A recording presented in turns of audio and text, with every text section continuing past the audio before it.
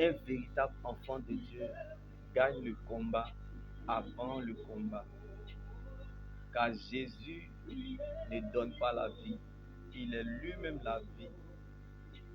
Donc on ne combat pas pour avoir la victoire, mais on combat plutôt dans la victoire, dans le nom de Jésus. Les batailles ou les combats nous confirment plutôt la souveraineté du Dieu que nous servons. Lorsqu'il est le maître du bateau, l'arrivée est certaine. Comme pendant que le peuple d'Israël était dans la peur et regardait Goliath comme un obstacle, David voyait un avantage. Les tueurs de Goliath voyaient déjà la récompense derrière même avant le combat. Donc la grandeur ne surprend pas les grands.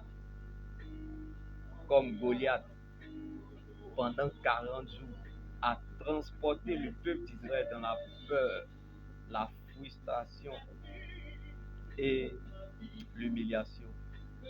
N'est pas éternel, mais prépare la gloire à venir. Comme David a porté Goliath, en un jour, Dieu mettra fin au règne de Satan sur ton chemin et fera la différence à ton sujet.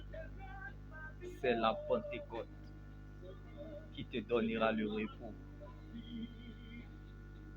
Comme David dans la bataille contre Goliath, l'Éternel est devenu serveur. Dieu te servira devant ce problème, là où tout est compliqué. Jésus est impliqué.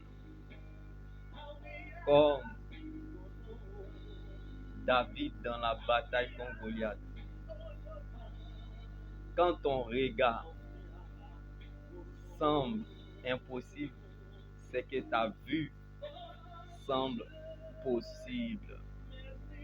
Comme l'Éternel est devenu serveur. Dans la bataille, David contre Goliath.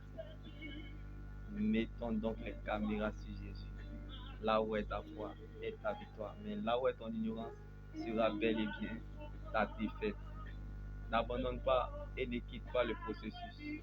Car tu es dans le tunnel de la transformation. N'oublie surtout pas, la Pâque est ta victoire.